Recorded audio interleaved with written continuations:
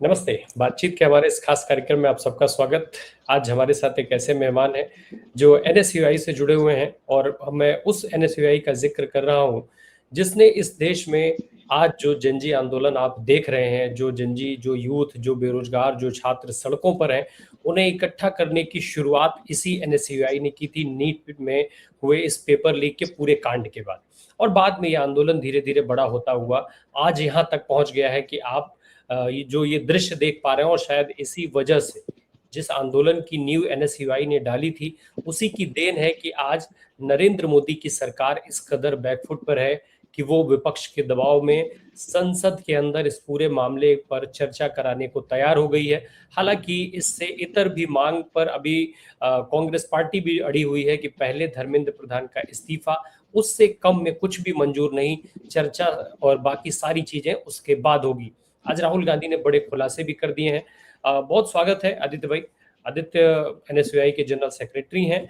और आदित्य भाई, हम आपसे सीधे इसी बात से शुरुआत करते हैं कि जो एनएसयूआई का आंदोलन जिसकी आप लोगों ने नींव रखी, आज वो एक इतने बड़े प्लेटफॉर्म के तौर पर इस देश के सामने है, जब बहुत बड़ी संख्या में जनजी सड़क पर उतर गए हैं और सरकार झुकती हुई दिखाई दे रही है।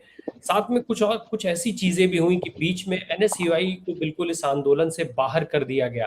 क्या वजह देख पा रहे हैं आप? क्या एनएसयूआई उस दौरान एनएसयूआई से कहीं कोई गलती हुई, कोई चूक हुई, कोई कमी रह गई जो एनएसयूआई के आंदोलन को हाईजैक करते हुए कुछ लोग दिखाई दे गए? देखिए, सर्वप्रथम बहुत धन्यवाद आपका चैनल पे आमंत्रित करने के लिए। और जो बातें आपने रखी हैं, यकीनन आज के समय में बड़ी-बड़े मीडिया हाउस या जो भी पत्रकारिता लोग कर रहे हैं, कोई इस बात को मानने के लिए तैयार नहीं है कि जो आंदोलन नीट का शुरू हुआ, उसको सबसे पहले एनएसयूआई ने उठाया था। एनएसयूआई ने आज तो पुलिस की लाठियाँ सीजेपी के कार्यकर्ता या तमाम देश के युवा खा रहे हैं। इससे पहले हमने वाटर कैनन झेला है, हमने पुलिस की लाठियाँ खाई हैं, हम जेल गए हैं। तमाम मुद्दों पे लगातार आप पाएँगे कि कांग्रेस के कार्यकर्ता, एनएसयूआई के कार्यकर्ता, देश के आम छात्र एनएसयूआई के साथ जुड़ करके तमाम मुद्दों पे और सिर्फ दिल्ली में नहीं प्रदर्शन करते हैं, पूरे देश में, पूरे देश की जो राजधानी है, प्रदेश की राजधानी है, हर जगह हमारा प्रदर्शन होता है और सरकार के खिलाफ होता है। आज के समय में तमाम जगहों पे भारतीय जनता पार्टी की सरकार है। उस सरकार को आंदोलन नहीं पसंद।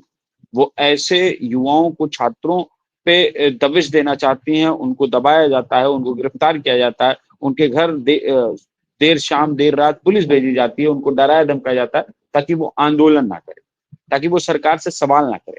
आखिर में इस सरकार सवाल से इतना डरती क्यों है? आज जो आंदोलन हम लोगों ने शुरू किया नीट का, सबसे पहले हम लोगों ने वो आंदोलन शुरू किया। राहुल गांधी ने, एक छात्र ने आत्महत्या कर ली थी, उसके परिजनों से बात की। हम लोग इस मुद्दे को लेकर के लगातार संघर्ष कर रहे थे। उस बीच सीजेपी आती है। हमें सीजेपी से कोई समस्या नहीं है। सीजेपी ने भी अपना एक नया तरीका दिखाया और लोगों को अट्रैक्ट किया, जोड़ा बड़ी संख्या में। तमाम उसके इंस्टाग्राम पे मिलियंस में फॉलोअर्स हो गए। लेकिन जब पहला उनका आंदोलन होता है, याद करिए, तो अभिजीत दीपके जो उसके फाउंडर हैं वो आते हैं और फिर कुछ देर बाद उनको गर्मी लगने लगती है। फिर वो कहते हैं गर्मी लग रही है, मुझे यहाँ से निकलना पड़ेगा। तो वो गाड़ी में बैठते हैं, चले जाते हैं। जबकि एनएसयूआई के कार्यकर्ता, एनएसयूआई के नेता, वो धूप बारिश कुछ भी परिस्थिति हो, वो लगातार डटे रहते हैं। पुलिस की लाठियां खाते हैं, वाटर कैनन झेलते हैं और सड़कों से हिलते नहीं है। अंततः पुलिस को जबरन उनको गिरफ्तार करना पड़ता है। वो वहां से हट करके नहीं जाते हैं। हम ज्ञापन दे करके कहीं चलने नहीं जाते हैं, हम आंदोलन करते हैं।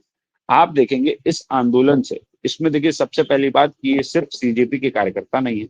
इस आंदोलन में आम देश का युवा जो किसी भी पार्टी से इत्तेफाक रखता है, वो किसी पार्टी से जुड़ा हुआ नहीं, आम छात्र इससे जुड़ रहा है। लेकिन इसमें सवाल सबसे बड़ा ये है कि क्या उनके सपनों का सौदा नहीं हो रहा है यहाँ? आंदोलन में सबसे मुख्य होता है नेतृत्व करता। जब कोई नेतृत्व करता है, जब ऐसी परिस्थिति बनती है, तो सबसे पहले वो आकर के खड़ा होता है। लेकिन आप पाएंगे इस आंदोलन में अभिजीत दीपके पे भी लाठियां नहीं पड़ी, जो भी लोग, आशुतोष पे भी लाठियां नहीं पड़ी, विजय दहिया भी बर्गर खाते हुए मिले। तो आप सोचिए, जो 100-100, 200-200, 500-500, 1000 किलोमीटर दूर से आम छात्र आए थे, जिनको लाठियां पड़ी, जिनका मोबाइल टूट गया, जिनके चप्पल छूट गए, जो बुरी तरह से जख्मी हो गए इस आंदोलन में। इससे वो इससे सब इतर आदित्य क्या मुद्दे भी बदले? क्योंकि आपने, मुझे याद है कि जब इस आंदोलन की शुरुआत हुई पहले दिन, फिर जब आपके राष्ट्रीय अध्यक्ष की भी इसमें एंट्री हुई, तो बात जी मोदी सरकार की हो रही थी, सीधे तौर पर प्रधानमंत्री के ऊपर सवाल उठा रहे थे आप लोग। फिर एकदम से धर्मेंद्र प्रधान पर सारे लोग केंद्रित हो गए, सीजेपी ने भी वही बात कही, फिर बाद में वही एक चलन चल गया कि नहीं धर्मेंद्र प्रधान इस्तीफा दें, धर्मेंद्र प्रधान इस्तीफा दें, और कहीं ना कहीं मुद्दों से भटकाव हो गया था। देखिए, मुद्दों से भटकाव तो सीजेपी का शुरू से सिर्फ यही मांग थी कि धर्मेंद्र प्रधान इस्तीफा दें, जबकि मैं मानता हूं एक पढ़ा लिखा छात्र होने के नाते कि इसमें सिर्फ शिक्षा मंत्री की जवाबदेही तय नहीं होनी चाहिए। एक पेपर लीक हो तो शिक्षा मंत्री की जवाबदेही हो, लेकिन जब लगातार पेपर लीक हो रहे हैं, साल दर साल पेपर लीक होते हैं, तो फिर प्रधानमंत्री की भी जवाबदेही तय होनी चाहिए कि आखिर में आप क्यों लगातार उनको शिक्षा मंत्री बनाए हुए हैं। आखिर में क्या दबाव है देश के प्रधानमंत्री के ऊपर। और नीट का पेपर सिर्फ 26 में लीक नहीं हुआ है, इससे पहले 24 में लीक हुआ। 24 में जब नीट का पेपर लीक हुआ था तो हम लोग दिल्ली में धरना दिए थे, प्रदर्शन किए थे और पुलिस की लाठियां खा करके जेल गए थे। मैं गोरखपुर से आता हूं, मैं गोरखपुर का रहने वाला हूं। उसके बावजूद 24 के आंदोलन में हम लोग दिल्ली जाकर के जेल जाने का काम किए थे। हम लोग लगातार प्रदर्शन करते हैं। 17 में पेपर लीक होता है, 19 में लीक होता है, 22 में लीक होता है, 24 और फिर 26। तो ये लगातार जो पेपर लीक का सिलसिला रुक नहीं रहा है सरकार में, तो सवाल देश के प्रधानमंत्री से होगा। जब सारे चीजों का क्रेडिट आप लेते हैं, श्रेय आप लेते हैं, तो फिर जब चीजें खराब होंगी तो फिर वो किसके ऊपर जाएगा। तो आज देश के प्रधानमंत्री से भी सवाल है कि देश के शिक्षा मंत्री की जवाबदेही आप भी तय करिए। क्यों धर्मेंद्र प्रधान का इस्तीफा नहीं हो रहा? आखिर में क्या मजबूरी है इस देश की? और नहीं तो सरकार और सब अब इतने दिनों बाद क्या आप देख रहे हैं कि वापस आंदोलन उस मुद्दे पर आकर के खड़ा हो गया है जिस मुद्दे से आप लोगों ने शुरुआत की थी आंदोलन की? देखिए, उस मुद्दे पे अब जिस प्रकार से राहुल गांधी जी जो देश में आज विपक्ष की सबसे मजबूत आवाज है, आम छात्र की, नौजवान की, किसान की, बेरोजगार की, सबकी सबसे मजबूत आवाज राहुल गांधी थी। जिस प्रकार से उन्होंने इस प्रदर्शन को लीड किया और वो सीधे प्रधानमंत्री की आवाज पे जाकर के बैठ गए और जबरन पुलिस ने उनको घसीट कर उठा करके ले गई। इससे ये साफ तय हो जाता है कि हम छात्रों के मुद्दों पे छात्रों के साथ हैं। हम किसी भी प्रकार से ऐसी चीजों का समर्थन नहीं करते हैं जो हिंसक होती हैं, लेकिन हम गांधीवादी लोग हैं। पूर्ण रूप से हम लोग हिंसा को नहीं मानते, अहिंसावादी लोग हैं। हम लोग पूर्ण रूप से ये मांग करते हैं कि इस देश में शिक्षा मंत्री के साथ साथ प्रधानमंत्री की भी जवाबदेही तय होनी चाहिए। और राहुल गांधी जी के नेतृत्व में देखिए किस प्रकार से पूरा विपक्ष इस मुद्दे पे एकजुट हो गया और वो मांग कर रहा है कि सदन में भी चर्चा होनी चाहिए। आखिर में क्यों मोदी जी भाग जाते हैं? तमाम मुद्दों पे तो मोदी जी बात करते हैं। लगातार उनके सोशल मीडिया पे जाइए तो उनका सोशल मीडिया भरा पड़ा है वीडियो से और तमाम चीजों से। तो देश के वो छात्र हैं, बाहरी तो है नहीं, ये देश के छात्र हैं। तो प्रधानमंत्री को, धर्मेंद्र प्रधान को बात करने में समस्या कहाँ आ रही है? वो क्यों देश के युवाओं से बात नहीं करना चाह रहे हैं? आखिर में वो क्यों भाग रहे हैं? धर्मेंद्र प्रधान का बात करना नहीं करना तो वो तो एक बराबर, जैसे लोग कहते हैं या आप भी अभी कह रहे थे कि भाई हर चीज का क्रेडिट प्रधानमंत्री लेते हैं, ये भी बहुत साफ तौर पे आरोपित है। या कहें कि सत्यापित और साबित भी है बहुत सारे मामलों को देखते हुए कि पूरी सरकार अकेले प्रधानमंत्री चलाते हैं, और सदन में उन्होंने कहा भी है कि एक अकेला सब पर भारी। तो ऐसे में जवाब तो अब सीधे तौर पर राहुल गांधी भी बात करें कि प्रधानमंत्री को सामने आना पड़ेगा, सामने आकर के इस देश के युवाओं से माफी मांगनी पड़ेगी। एक एक सवाल आदित्य मेरा चर्चा को लेकर के है कि अब अगर सदन में चर्चा मान लीजिए इस पर हो ही जाती है, तो हमने देखा जी है कि कैसे सरकार जो है वो तमाम मामलों पर चर्चा में तथ्यात्मक जो है वो भ्रम फैलाती है, फर्जी आंकड़े देती है, बेकार के तर्क गढ़ करके, और वो कहीं ना कहीं पर्देदारी में कामयाब रहती है। तो अब तो फिर अगर चर्चा होगी तो इस मामले में भी सरकार ऐसे बहुत सारे भ्रामक तथ्य रखेगी। रही सही कसर जो है लोकसभा अध्यक्ष पूरी कर देंगे, वो नेता प्रतिपक्ष को बोलने नहीं देंगे, विपक्ष के नेताओं को बोलने नहीं देंगे, टोका टाकी करेंगे, उदाहरण नहीं देने देंगे, कोर्ट नहीं करने देंगे, कागज नहीं दिखाने देंगे। ऐसे में तो फिर एक बार सत्ता पक्ष के पाले में गेंद है। क्या अगर ऐसा रहता है तो एनएसयूआई, ये जो जो भी कार्रवाई है, जो मांग चल रही है, जो प्रदर्शन चल रहा है, ये सब कुछ खत्म हो जाएगा इस चर्चा के साथ, या कार्रवाई होने तक ये सब कुछ जारी रहेगा जब तक कुछ ठोस निकल करके नहीं आ जाता, ठोस कार्रवाई नहीं दिखती? देखिए, आपके चैनल के माध्यम से बड़ी जिम्मेदारी से कहते हैं एक एनएसयूआई का पदाधिकारी और कार्यकर्ता होने के नाते कि जब तक देश के प्रधानमंत्री आम छात्रों, युवाओं से उनके मुद्दे की बात नहीं करेंगे, जब तक उनकी जवाबदेही तय नहीं होगी, धर्मेंद्र प्रधान का इस्तीफा नहीं होता है और शिक्षा को लेकर के बड़े बड़े वादे जो किए जाते हैं उस पर काम नहीं होता है, तब तक आंदोलन चलता रहेगा। सीजेपी आंदोलन अपना जिस प्रकार से कर रही है वो करती रहेगी, लेकिन एनएसयूआई के कार्यकर्ता घर बैठने वाले नहीं, वो अपना आंदोलन और तेज करेंगे। और हम प्रधानमंत्री से जवाब मांगते हैं। और एक सवाल और है, बहुत गंभीर सवाल है। जिस प्रकार से 20 जुलाई को हिंसा हुई, उसमें तमाम ऐसे वीडियोस फोटोज आ रहे हैं कि पुलिसकर्मी, जो पुलिसकर्मी हैं भी नहीं, जिनकी बड़ी बड़ी दाढ़ियां हैं, बड़े बड़े बाल हैं, और वो सिविल ड्रेस में डंडा लेकर के, जीन्स पहन के, टी शर्ट पहन के, शर्ट पहन के, और उनके हाथ में डंडा है। दिल्ली पुलिस उनके साथ खड़ी है और वो मार रहे हैं। और दिल्ली पुलिस जो मार रही है उसके पास भी नेम प्लेट नहीं है। तो ये भी तमाम सवाल खड़ा करते हैं कि क्या दिल्ली पुलिस अब भाड़े पे लोगों को हायर करने लगी है मारने के लिए आम छात्रों को? जवाब देना पड़ेगा सरकार को। और दिल्ली पुलिस जो है केंद्र के अंतर्गत आती है, तो देश के गृह मंत्री को भी जवाब देना पड़ेगा कि ऐसे पुलिस कैसे कर सकती है। मैं आज जंतर मंतर गया था, मैंने जो दृश्य देखे वो यकीनन बहुत सुखद थे। आम जो छात्र जिनको पुलिस ने मारा है वो जाकर के खाने की, भोजन की वस्तुएं पुलिस वालों को दे रहे, अभी भी ये मानवता है। और आप दिल्ली जंतर मंतर पर जाएंगे तो आप देखेंगे कि पूरे देश से लोग स्विगी जोमेटो कर रहे हैं। मतलब वहां खाने की सब अच्छी से अच्छी वस्तुएं जो हो सकती हैं बड़े बड़े ब्रांड्स की, वो वहां पहुंच रही हैं। तो पूरा देश समर्थन कर रहा है कि आम छात्र, क्योंकि वो लगातार दबाया जा रहा है। आप देखिए बेरोजगारी चरम पे है, बेरोजगारी इतनी बढ़ गई है कि आम छात्र सांस नहीं ले पा रहा है। जब बच्चा किसी भी प्रदेश की राजधानी में, मान ली उत्तर प्रदेश की बात करते हैं, तो इलाहाबाद में तैयारी कर रहा है, प्रयागराज में तैयारी कर रहा है, लखनऊ में तैयारी कर रहा है, तो वो लगातार पढ़ाई करता है तो परिवार को एक विश्वास दिलाता है कि इस बार मेरा सिलेक्शन हो।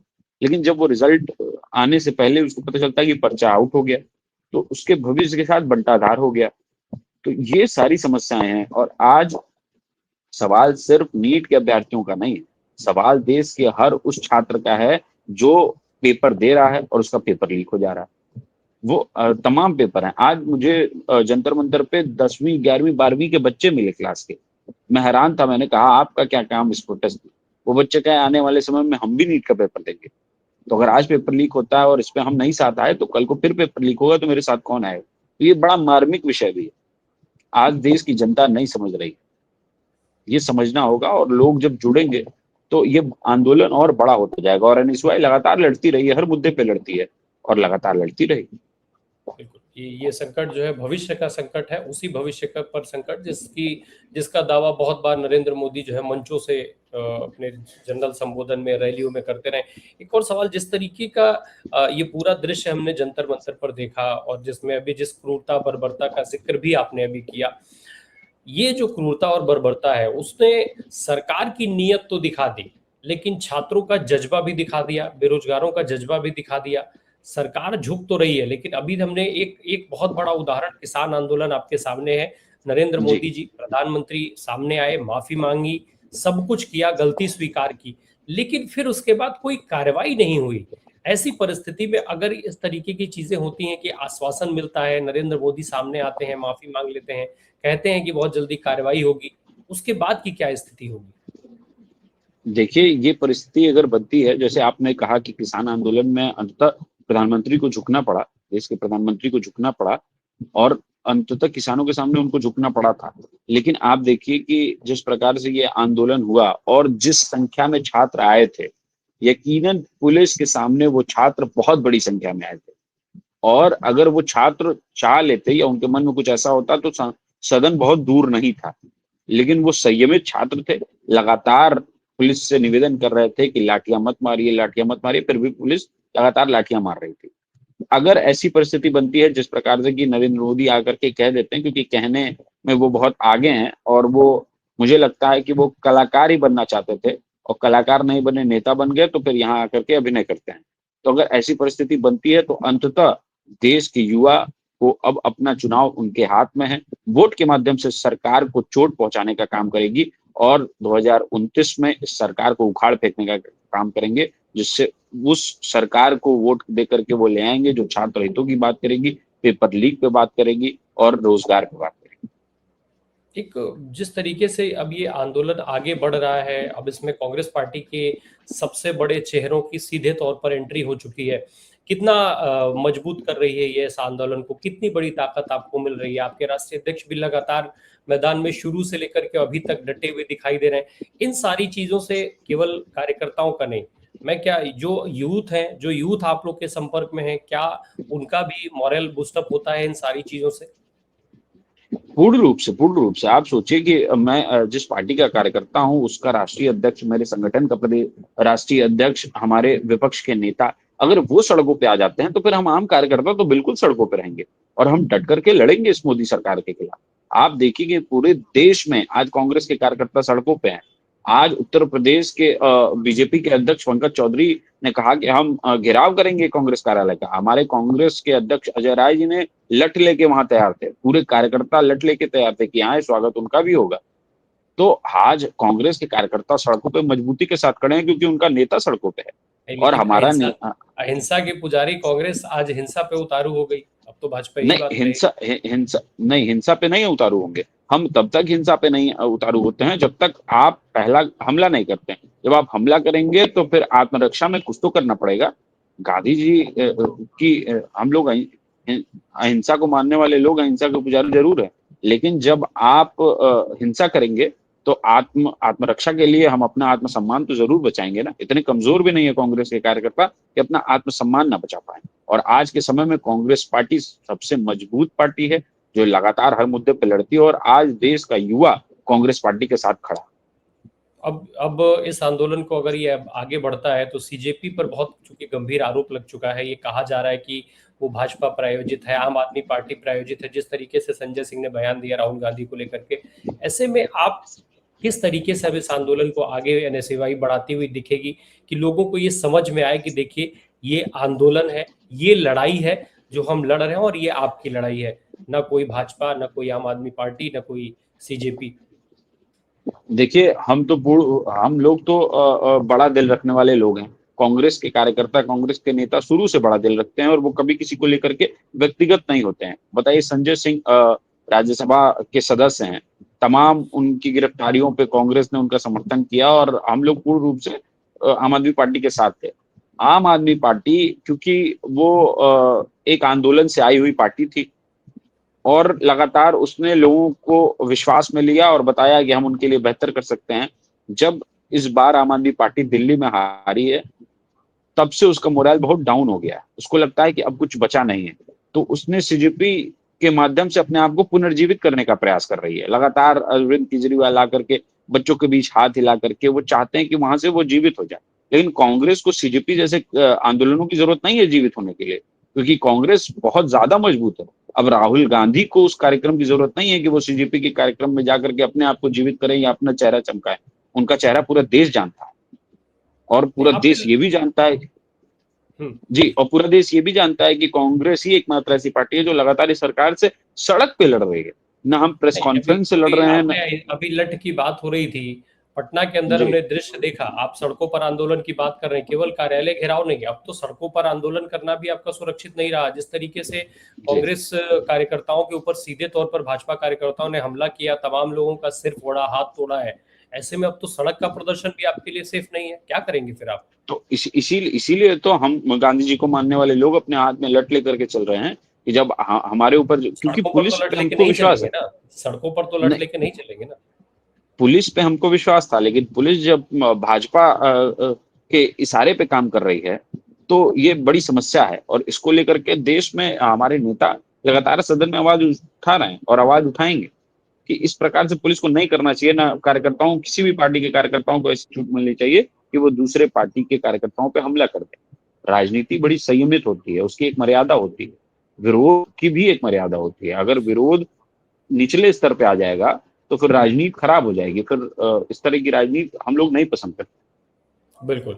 बहुत शुक्रिया आदित्य आपका। मैं इस पूरी बातचीत में मैंने ऐसे कोई सवाल नहीं किए, इसीलिए जो सीधे तौर पर केवल इन घटनाओं पर जुड़े हों, बल्कि मैंने शुरू से इस आंदोलन की नींव से लेकर के और आज तक की बात आपसे इसीलिए कि ताकि लोगों में ये फर्क समझ में आ जाए। बहुत आज कल से दो बल्कि 2 दिन से लोग ये सब कुछ सुन तो रहे हैं कि इस तरीके की हिंसात्मक घटनाएं हो रही हैं, उस तरीके की हिंसात्मक घटनाएं हो रही हैं, लेकिन शायद अभी चर्चा इस पर नहीं हो रही थी कि इस आंदोलन को कैसे डिरेल करने की कोशिश की गई थी। लेकिन उसके बावजूद भी शायद एनएसयूआई और कांग्रेस पार्टी की मेहनत की बदौलत वो पटरी पर लौट आई है। ओरिजिनल जिन मांगों के साथ ये आंदोलन शुरू हुआ था, उन्हीं मांगों पर आज फिर वो आंदोलन आकर के खड़ा हो गया है। जो भी डिरेल करने की साजिश थी वो एक टूटती हुई दिखाई दे रही है।